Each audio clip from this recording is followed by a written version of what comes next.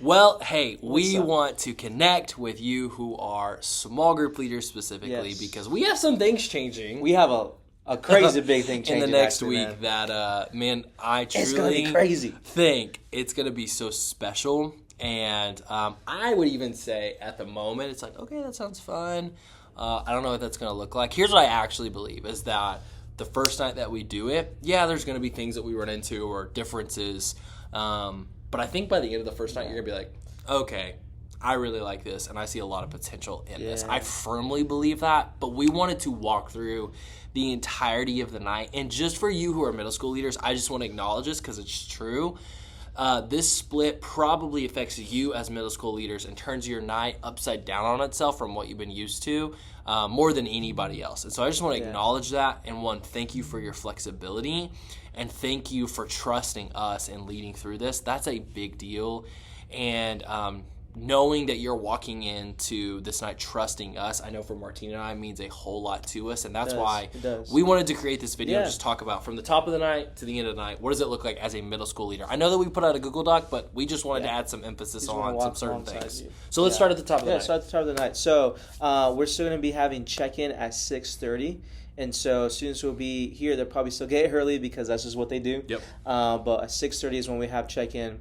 And then we would love to encourage, we're just going to encourage our check-in team that right when they're getting checked in, they're going to go straight into the auditorium doors because around 6:37 is when the doors are going to start to open up for the auditorium for the middle schoolers.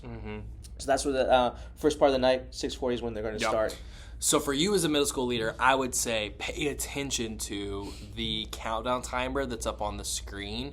So we leave huddle. You're legitimately going to, if you have things that you need to go sit down in the auditorium, if you need to go and set that down. But very quickly, we're going to be jumping into the auditorium.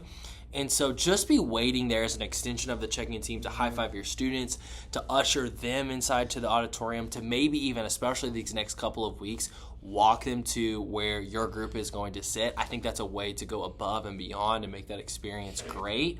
But very quickly, 6:30 doors open. At 6:37, that 3-minute countdown timer starts. And then at 6:40, we're going to kick off the night. Depending on what the night looks like, it will either kick off with a game immediately just for the middle schoolers, or we'll jump straight into our 300. Our 300, if you're unfamiliar with that, our 300 is what we do right before we kick to the message. So anytime Martine or I or even Trevor on the weekend is on the stage, it's called a 300. It's called a 300 because it's 300 seconds. It's 5 minutes that you're up on the stage. And so we'll kick directly into that, set up the message, and then jump into the message. And so just for clarity, we're going straight into the message. There's no worship. There's no real super hangout time before, and that's a big difference from what you've been used to.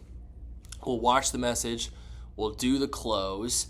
So we'll do the call to Christ, invite people into a relationship with Jesus, the best part of the night. Steps. And then we'll give them the next steps that they need to take, whether that's serving somewhere, something that we talked about during that 300. So like last night, Martine talked about being a student ambassador with Stay Here, or becoming a student leader. So for example, we're always going to try to just lead a student in a spiritual discipline that they can practice and grow in and become more like Christ. So we'll always hit that at the end of the night. And then what we'll do is we'll actually ask our middle school students to stand up, and we're going to put middle school girls on. If I'm looking at the crowd, for you it would be the right side of the stage. For me, it's the left side of the stage. And then middle school boys, the right side of the stage. For you who are middle school boy leaders, left side of the stage. I think this is super key and really important.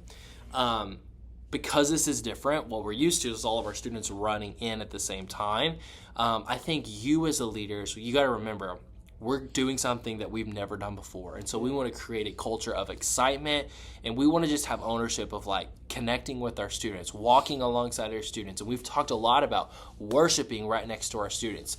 So when we say, hey, stand up, middle school guys, you guys are right here. Middle school girls, you guys are right here. Please lead the way and say, hey, come on. Like, we're going to go up to the front of the stage. We're going to worship together as a small group. We're going to stand together as a small group. I think it would feel natural, Martine, to like let the kids go up there and then we kind of just get up there to the back. I just want to say from the top of the very beginning of us starting this new process, just lead the way with, hey, if you're sitting there on the front row as a middle school leader, go to the front of the stage Yeah. as a middle school leader. And then we all have ownership of just stewarding worship and making sure our students are tuning in and getting the most out of that time that we want them to. So that's worship. What will happen is those middle school groups, you've split, you're on either side of the stage, and then we're going to have a timer to bring the high schoolers in. So that will feel pretty natural, pretty normal, nothing you need to worry about there. We're going to tell the high school leaders to do the same thing, walk in with their students, worship alongside of their students, address any disruptions. And as always, I just want to throw this, if you have students that are being disruptive and you've gotten onto them more than, if you've gotten onto them twice and they're still not listening, go and get another leader and remove them. Get them out of there, go have a conversation, correct their behavior. You have full permission from us to do that. You don't have to wait for anybody to give you the thumbs up. This is your thumbs up. So worship ends. Then what happens? I'm a middle school leader. Where do I go? What happens? So then from there, after worship finishes, that's when all the small group leaders and middle schoolers will go out into the lobby. Mm-hmm. And this is small group time. And this is small group time. Yep. So that's basically what they're going to be doing, is just having this small group time for the regular 30 minutes that we normally do, while the high schoolers are going to be in the auditorium listening to the message. And so for that time, we just want to connect with the students again, just the same thing that we've been doing, just having the students out here in the lobby. Yep. And then after small group time, typically what would happen is that, hey, we go home. We go home. But that's different this time. Yep. What's different is, so like Tanner was saying, at the beginning of the night, we checked them in, went straight into the auditorium. There was no connection time. At the beginning of the night, there wasn't. So after the small group time with your students, after that time, that's when you're going to be having the connection time. So that's when you're going to have fun with them, connecting with them, asking them about their week, playing 9 Square with them, having a blast with them, just getting to know them a little bit more. And it's going to be great because nights like last night, where we were able to talk about something really powerful, it gives you even more time to talk about with your students. Say, hey, let's talk a little bit more after small group time, because we still have time, because by that time, it's going to be around 8:05, and then after connection time, that's when around 8:40 is when pickup will start. So that's going to be different. So you legitimately have more hangout time than you've ever had before. You're going to have about 35 to 40 minutes of hangout time, meaning that, like Martine said, you can continue on with conversations. You can continue on with your small group meeting, or you just have that much more time to spend time with your students to have fun. And here's where I would say, and even push you to think about what this time looks like. It is only middle school that's out there in the lobby, or only middle school that's out there on the basketball courts. Do not group together to where you're only talking amongst each other as leaders. You have more time than you've ever had to connect with your students and to develop the right relationships with them. Think about the culture that you want to represent to students, to be like, hey, I'm a safe leader and I'm a safe person. I love Jesus and I want to spend time with you. I'm here to invest with you. And so as you look up, if you are a middle school leader that looks up next week and you feel like, man, we're just not connecting, then lead the way in connecting. Think about what you want the lobby to feel like. You want to be high energy. You want to be high-fiving kids still. You want to be celebrating things that you saw happen throughout the night. You want to be as inclusive as possible and having as much fun as possible, because yes, small groups just happen. We've already worshiped. We've already seen a message. But we're still continuing this energy and this posture of, I can't believe we get to do this. And this is what it means to be a Switch. We have fun together at all times. And then what will happen is at about 8:30, 8:37, our Cover 2 team will usher in any students that are outside in the parking lot that are playing basketball or hanging outside or wherever. And then pickup will happen. And at that point, our night is really over.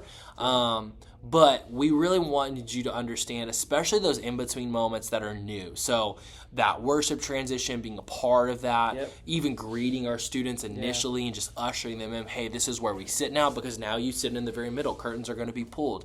And then even especially during that lobby time, if you're not having fun, our students aren't having fun. It's just, that's the reality of it. And so play 9 Square, play Gaga Ball, play video games. All that will be left out for you, and it's only middle school that gets to own that space. And so you have more incentive and more time than ever than to make the right relationships with your student. And this is an overview of the night, and we know this. Martina and I know this. As we walk through this, we're trying to give a hyper view, understanding that there's going to be so many nuanced things that we learn along the way. And so we're grateful for your fun and flexible attitude. But the reason that we're doing this is because we absolutely believe that as we are growing big as a youth group, we can actually intentionally grow small by doing something intentional to try to put emphasis on this, that the culture of what makes Switch great is not great worship, it's not great games, it's sure as heck not us talking. What makes Switch great is you. Yeah. We absolutely believe that. And so I think that this is going to highlight that even more so. And I cannot wait to see how God uses it and God uses you and this change that's exciting yet scary because what the heck and what does this look like and what are the kids going to respond? Hey, we're fun and flexible. And we meet our students where they're at. And you know what? We grow. And so even the feedback forms that you're going to get every single Wednesday night, share with us your thoughts. Yes. Let us know what you felt, what your students felt, and what would be helpful for you to make the night all that it can be. I want to say thank you for watching this video. It means a lot to us, and hopefully it helps you feel that much more prepared for stepping into this Wednesday night and what Switch looks like moving forward. So love you guys. Peace.